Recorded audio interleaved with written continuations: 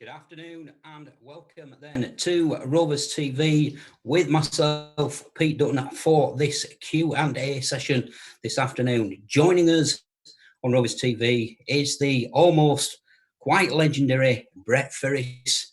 Good afternoon, Brett. How's things? Afternoon, Pete. I'm good, mate. How are you? Not too bad, mate. Not too bad. Obviously, strange times that we're in at this moment with all this COVID and isolation. What sort of an effect is that having on you?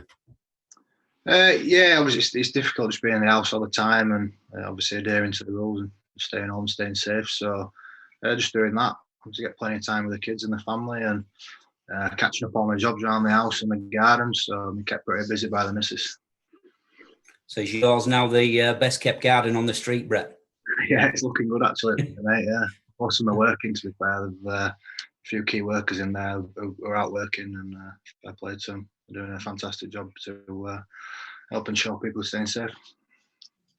Right then, Brett, we'll kick off then. So we'll start off with some questions, about your career in general, what it was like growing up and wanting to play rugby league, etc.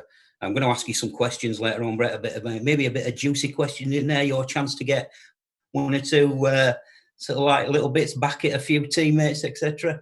And then I've got some quick fire questions for you as well, but nothing too taxing. And then obviously we'll finish off today's interview, Brett, with a few questions that viewers can send in. And obviously we have got a few in already, so some of them are quite interesting, Brett, and no doubt you'll find out. So if we go right back to the beginning then, Brett, and obviously growing up, what sort of like first attracted you to rugby league? Actually, I started sort of life as a boy out of 4-year-old playing on motocross. My dad was a motocross rider, so I used to go along with him, and then he bought me a bike, so I started out doing that, and then actually went and watched my uncle play football. And at the time, there was just some kids playing at the side. They had a game on, playing rugby. I think I was 5 at the time, and I watched them more than my uncle. Dad said, "Do you fancy having a go?" So went from there really. So yeah, started out at Point of Panthers, as they were known back then, which is Cass Panthers down Savile Road. And stayed there for a fair few years, and went to Smallthorne for a year when I was a bit older, and then luckily turned pro. So obviously quite an interesting journey. Obviously you get into the game, you get involved in it, you pick it up, etc. And then you make that transition and you join your first kind of like professional club, if you like, being that Bradford Bulls. What was that like, going there as a youngster and having so many of them big names? Yeah, pretty daunting really. Obviously I signed a scholarship there when I think I was 14.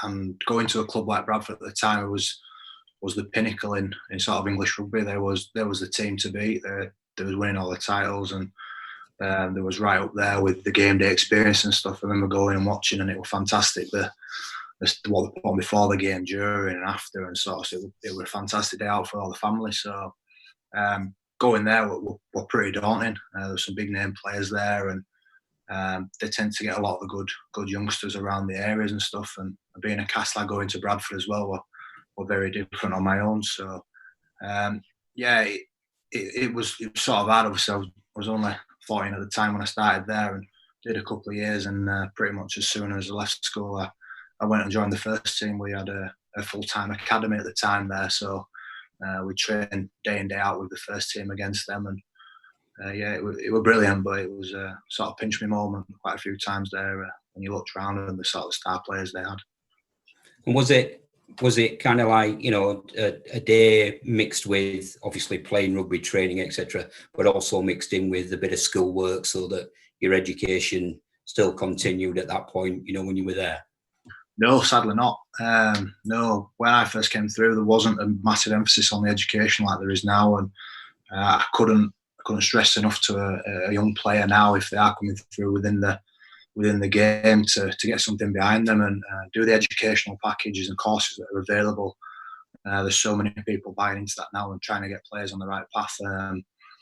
As people say, rugby is a really short career, but it can certainly be cut short any time. And I think people would realise now, especially with the coronavirus and what's sort of happening within the world, that if rugby did go a bit peak tongue to say, they would have to go back out into working life and stuff. And unfortunately, I've not got a trade or an education behind me to do that at present. So I'm currently working with Fev, my main sponsor, who's there, is CPM, and they're looking at putting me through a course now. So hopefully, once everything settles down, I can start with that.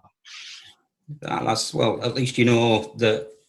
And rightly, as you say, that education aspect is important of it, and having something there. And that's a good point that you made, Brett, you know, that it's important to have your education and always have a study there, because any professional sport in life, you know, you never know, do you? It can be cut short through injury, etc. Yeah, that's it, mate. Yeah, I think when you become a rugby player, everyone thinks you earn loads of money, going to be great, it's fantastic. You're going to have whatever you want in the world, and all them sort of dreams and aspirations are always still there. And I won't lie, you can make good money and you can have sort of all them nice things along the way and stuff. But like I say, it is a short career, and there has got to be something on the back of that. Unfortunately, I just probably started things too late. And that's probably through my own fault a little bit, but that's just probably not having the care that was there, probably, which is needed in the early sort of stage of your career, which is there now. There is pathways for them players. So, like I said, that's great that the rugby league are doing them sort of things and the clubs within the game. So, yeah, I'd say it's really important to get something there. And like I say, a really short career, and it's fantastic while you're doing it. But obviously, when it comes to an abrupt end, sometimes it's very important to have something there. So, staying in the past, Brett, 2005, you get the call, right, Brett, you're playing, you're making your first team debut at Bradford today. How did that feel? Brilliant, yeah. It was Hull. Played Hull for my debut game. I've been sort of, like I said, we train with the first team pretty much most days. So I train with them on the morning, train against them. Usually just get bashed about by them, to be fair.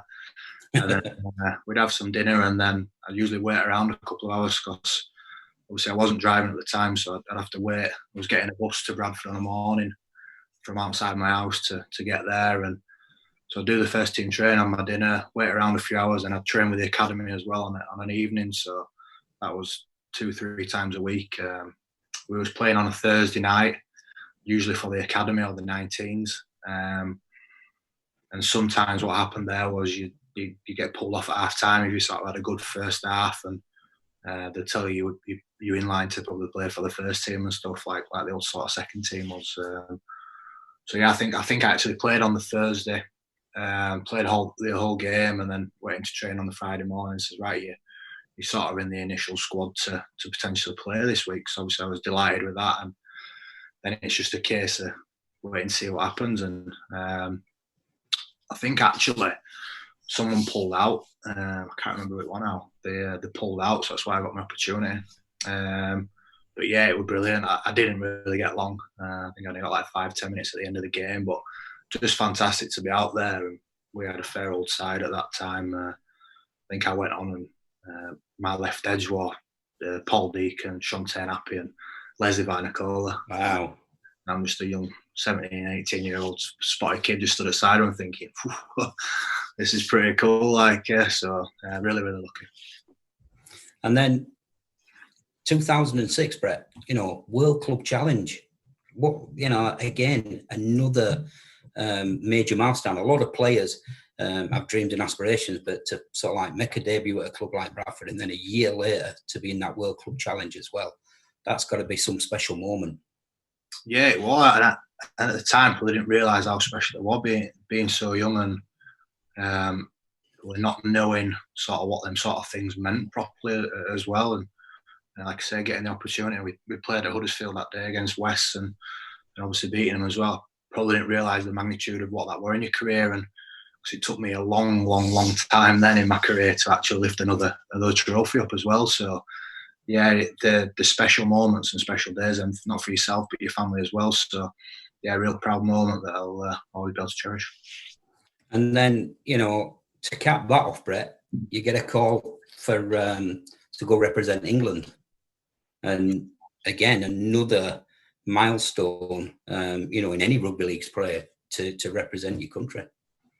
Yeah, that was sort of the initial one when I think Great Britain were touring Australia at the time, and they brought a series over here for England. I think it was Tonga, France, and Samoa. So yeah, at that age, sort of, I think I was at 19 when it all sort of evolved, and there was players in there who was 20, 29, 30-year-old and stuff. So I was playing with some really seasoned pros there, and Paul Cullen was the coach at the time. I got the nod to play, and I really enjoyed that series. It was great. It was a really successful one for us. We had some really good young players in there, but with a mix of some good older players who've just been on the brink of sort of the GB as well. Probably similar to sort of the World Club Challenge. You don't probably sort of realise the magnitude and what you've sort of done and where you are. And from that 19-year-old boy playing in that, I never got an opportunity then until I think it was 28 to play for England again. So them sort of times are very special, and you should really cherish them. So it's obviously a big time span, as you say, between making that initial breakthrough and then, as you say, having to wait all that time to recapture that international moment. It's something that, again, you've got to be proud of that as an achievement, Brett. Yeah, definitely. Yeah, it was probably seen as the sort of second England team, obviously with the GB there, and probably it was all through my own fault that I never got selected again. After that, I moved to Wakefield, and my form wasn't great. I had a lot of injuries there. I moved to Castleford and really started enjoying my rugby again there, and that's probably where it lifted again. And then signing for Huddersfield and going through and more establishing myself as a better Super League player rather than just a Super League player who was there. Started to get some real consistency in my game, and that came to getting an opportunity there again later on in my career. So just building on what you said there, Brett, obviously you went to Wakefield, you went to Castleford, then Huddersfield Giants, I think. Yeah. Leeds Rhinos came next, and then obviously you've ended up at Featherstone. Now, if you leave West Yorkshire, Brett, do you get a nosebleed? Because all those clubs are in that little West Yorkshire area. So I'm just wondering, have you not got a passport to get out, Brett?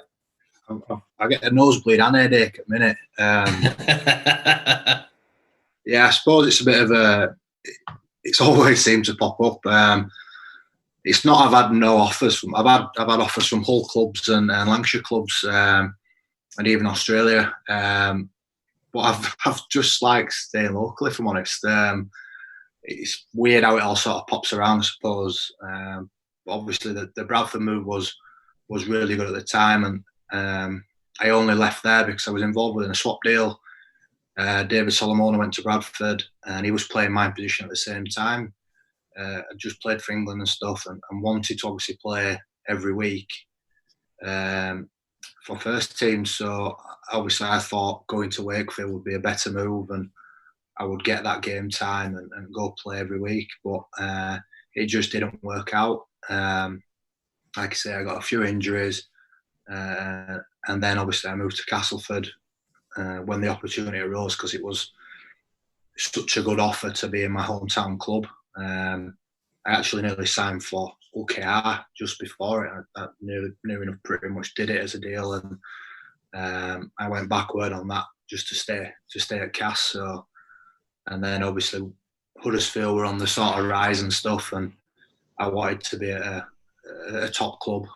They'd signed really, really well and recruited well, and Nathan Brown was obviously come over as the coach and had some massive raps. So obviously I wanted to play underneath him, and that worked out pretty bizarrely because he got the sack. He signed me there, and he got the sack 7 weeks before the end of the season. All right. Paul Anderson got the job, rung me the next day and said, right, we're gonna speed your deal up and get you straight here. So over that weekend, I literally went straight there then and ended up being under Paul Anderson rather than Nathan Brown, which is a funny one. But yeah, I suppose that's how sport works out. And then the transfer to Leeds was a massive move at the time. It was the best around in the country, and it was a no-brainer really to go to Leeds and experience that. And obviously, sorry, Brett, I had to cut you off there. I didn't mean to. And then obviously I find myself at Fev now, which I'm really enjoying. It's been a massive transition for me and my family, going part-time and stuff, but I have a young son who's 1 now. So it's great to spend my days with him. I'm obviously a full-time dad in that sense through the day. My missus works part-time, so she has a couple of days at work, and then we're lucky that we get the sort of the rest of the week together, and it's great. Yeah, it's nice to juggle the family life and work life, and something I've probably not really had as being a full-time pro for most of my career. So obviously coming to Fev as well, Brett, you get to do things like this. You get to spend your Monday afternoons talking to me and obviously talking to the many fans out there that are tuned in and watching this. Talking of special moments, Brett, the 2017 Super League Grand Final, playing for Leeds, winning, what was that like? Unreal. Yeah, it were unreal, mate. That is the reason why I moved from Castleford to Huddersfield to get to a top club, and did the same thing again to try and chase that sort of silverware and become a winner and go hold that trophy. Yeah, that's obviously right up there, one of the best moments that I've had in my career. Like I said previously, from not winning anything from 2005 in the World Cup Challenge, to having to wait till 2017 in your career is a long time. Some people aren't lucky enough to experience any sort of trophies and sort of accolades like that. And to go out there, I remember going the day before to walk around Old Trafford and just thinking, wow, this is a fair old place. And I played in a lot of semis and for the Challenge Cup, and she played for England and playoff games and big games like that. But when you went there, it was something else. And to be fair, I was probably lucky to play as well. I'd had a lot of injuries that year. I was actually waiting for my knee op only 4 or 5 weeks previous, and we put that back. Brian Mack gave me the opportunity, and obviously it was just great to be out there and play a part in it. Yeah, and a fair few good days after as well, which were some really good times. Just sticking with this grand final, Brett. You know, you're in the tunnel, just about to walk into the theatre of dreams. What's that moment like? Because many people won't ever experience that. Is it an adrenaline rush? Is it, are you nervous? Are you just tell us a little bit about that feeling just before you go out on that tunnel and onto that arena. Quite surreal, mate. So obviously they went with the day before, sort of check it out and see what it's all about. And I sort of said to myself, right, once we get there tomorrow and we play out, I'm not going to go out before. You usually go out and check the pitch and stuff and see if she wears studs, moldies, all that sort of stuff, and soak it up a bit and see what's what. And I thought, right, I'm not going to do that. I'm just going to stay in changing rooms, keep my headphones on, stay pretty relaxed and stuff, which most players who know me know I'm chill as they come. I don't get nervous for games.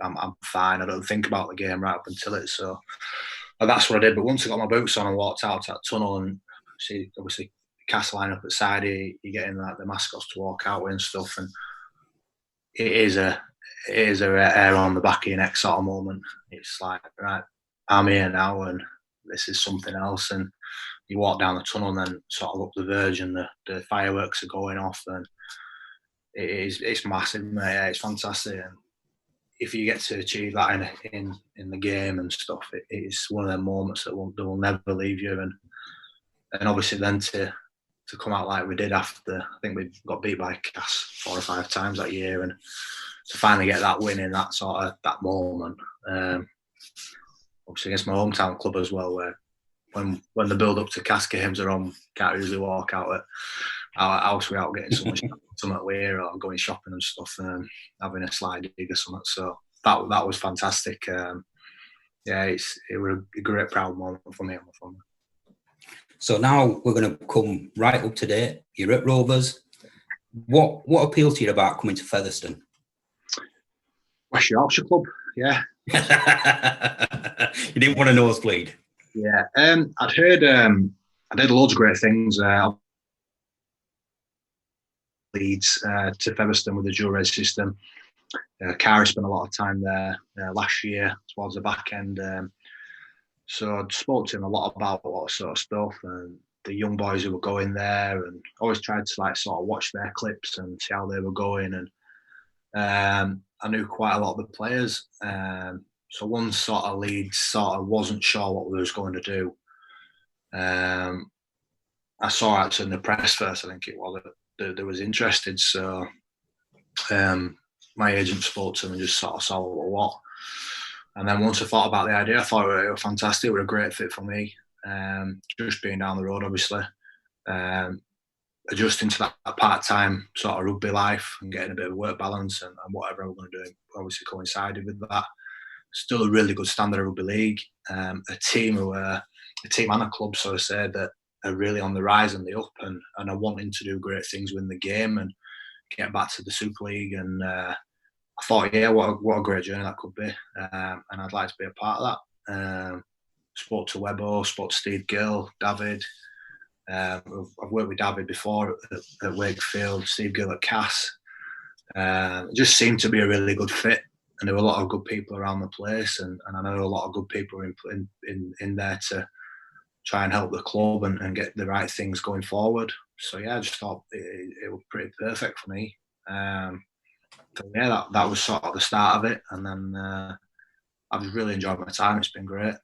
No bad on the club. We've started pretty well. We use what we've got and where we're at. We've got some good players in there who are we're just starting to fire, I think, and we're just starting to see some good performances within what we were doing and what Webbo's trying to implement into us. So yeah, it was a bit of abrupt and sort of tough sort of obviously position to be in, but regular contact with the boys and staff there and all working hard to try and stay fit and ready whenever we get the call to sort of start back.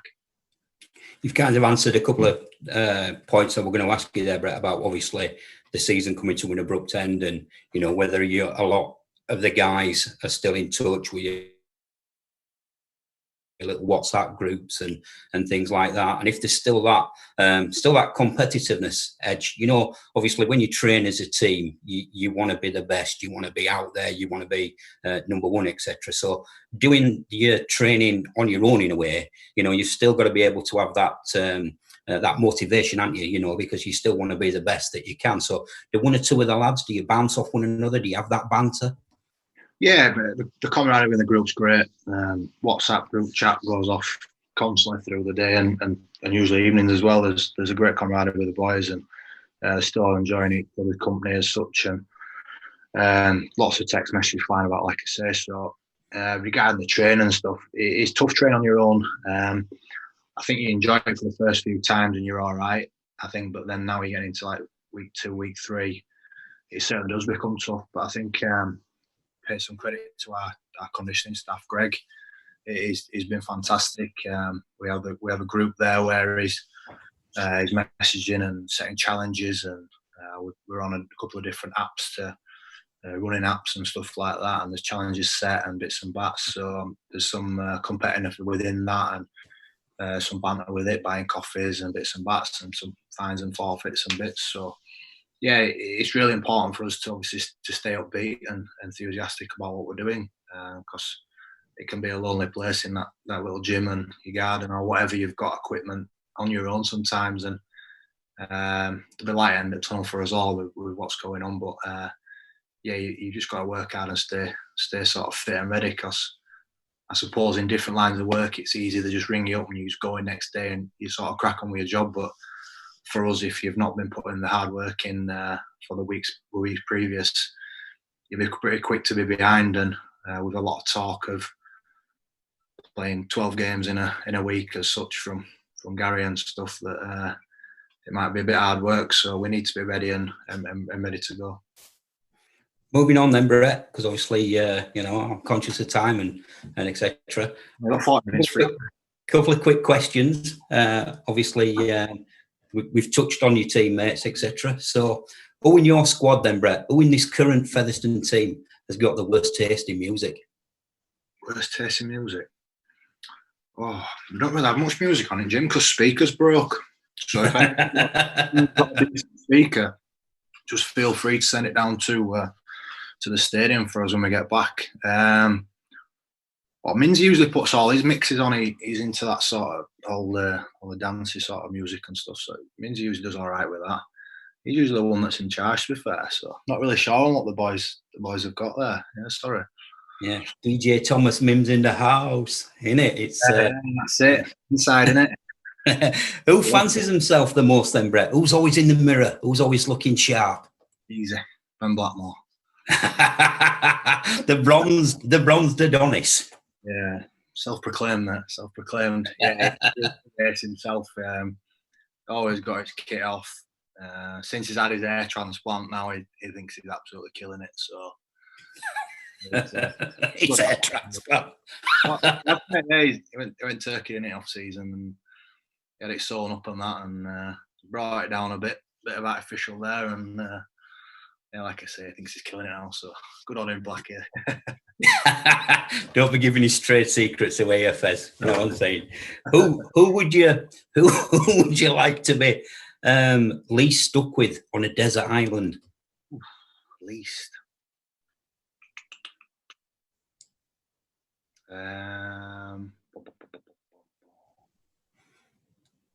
Go with Dakota. Yeah. Yeah. Just Any reason? Just do your heading. Yeah. It talks that much bull and lies. There's an ongoing joke between the lads with him, but something that's after 9 o'clock at night and X-rated, so we'll leave that one. But yeah, he's a bit of a nightmare, bless him. Who would you most go for a pint with? Who would be the one guy you'd say, yeah, let's go for a pint? I've probably Blackie. Yeah, I've known Blackie a long time. He was a cast boy, and he got an opportunity at Huddersfield to come and train full time when I was there and play, and he did great. Yeah, he's a good lad. I go for a beer with him now and again when we get a chance and stuff. So yeah, I'd probably say Blackie. And flipping that round and taking Dakota out of the question, who wouldn't you go for a pint with? Do you know what? Right, we're very, very lucky at Fair. We've got some cracking lads. We've got a really good mix. We generally have a game and have a pint up in bar after and enjoy ourselves and get home. So obviously most of it work next day. But yeah, we've got a great group. I think it's probably hard to single someone out there. We're very, very lucky. I've been at clubs where I'd be able to name a few, but it's a top bunch of lads at Fev. Who's the funniest, Brett? Who's the one that's always cracking everybody up, regardless of being unintentionally funny or intentionally funny? You know, who is that person? We've got a few characters. I think Josh is up there. Josh Hardcastle. He's a good crack with the lads. He's got some decent tales, and that Gaz Gale's popped up as a bit of a funny lad. Pulls some decent one-liners out. Yeah, we've got some characters in there. I'll give it that. Who's quickest winger? Quickest winger. That's a tough one. That I don't know if Gailey or Blackie. Not sure. Gaz can gallop. He's got some legs on him. Yeah. Blackie can lift. Maybe Gaz over 100. Like Connor's quick as well though. So yeah, a decent race that. It won't be a bad thing to find out, to be fair. Yeah, something to try when we all get back to normal. I'll leave that to them though, not to me. Who's Webbo's pet? Webbo's pet? Oh. You don't have to answer that one, Brett, if it puts you on the spot, mate. I'm all right, mate. I spend a bit of time with. I'll do a bit of coaching now and again with it, but it's not me. Probably say Hawley. He's spent a bit of time at OKR and stuff. Yeah, so he'll like that one as well. The Gasgale look-alike. Okay. I was waiting to call me today. I was thinking, Christ, what's coming up here? Yeah, mate, like this for a minute. Yeah, that's it, mate. That's it. Get that Featherstone Rovers team cut. That's what we're all about. Right, Brett, we're getting through time, and I'm conscious of time, etc. So just a couple of quick fires questions from us. Night out with the lads or a night in with the missus? Missus. Yorkshire or Lancashire? Yorkshire. League or Challenge Cup? Challenge Cup. Old Trafford or Wembley? Wembley. Club or country? Country. Fev or Cass? Fev. Good lad. That's tough, that. All right, mate. Right. Well, Brett, it's great. You know, I love talking to you. You've not given me that evil stare, so I know that we're probably all right at this stage. We have got some questions from one or two fans. I'll quickly ask you as many of these as I can in the time that we've got left. We've got a question from David Medley, and he's asked, which is the most memorable match that you played in? I'd probably say the 2013, the World Cup for England. It was the opening game against Australia down at Millennium Stadium. There was a massive story for me to get into that England squad. I didn't get picked in the squad initially and stuff, and I went and trained with them in South Africa and stuff, but I was never named in the squad. I came back and played for the Knights, and then one of the players ended up getting kicked out of the squad the weekend before the World Cup, and then I got a phone call to obviously make the squad then. So it was some pretty good. Like, obviously, just thought I'd be within and around the squad, and then Steve Mack said that I was starting in the opening game, which was from a week ago, not playing and not doing anything and thinking I'm going home, to actually getting that start and sort of living that wild dream of walking out and having my first full proper cap for England was so memorable for me. We got beat, but to be part of that was something else. Another quick question then from Helen Brownsword. She's asked, would you ever like to become a teacher or a stay-at-home husband?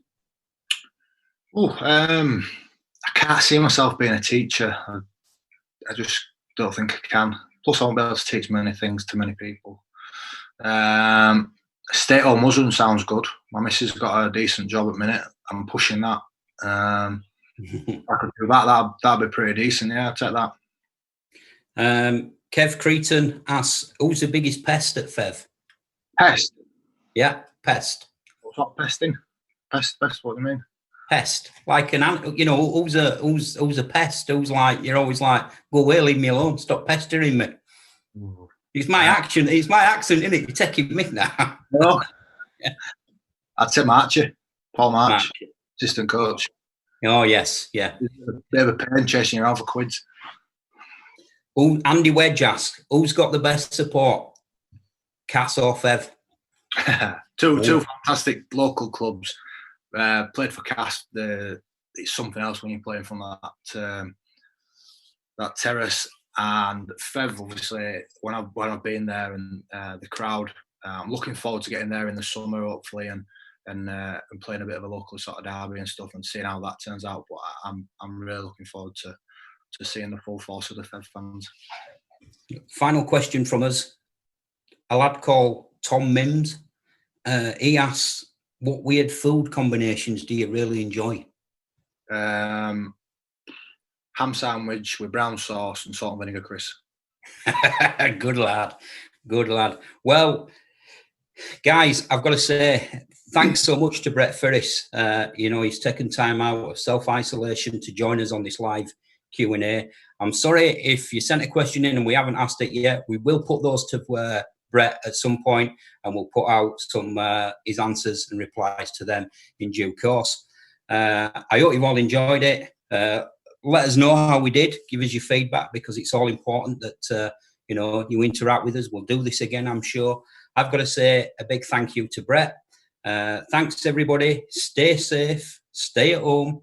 Cheers. Cheers, Brett. And we'll see you again. Thank you. See you later. Cheers, guys.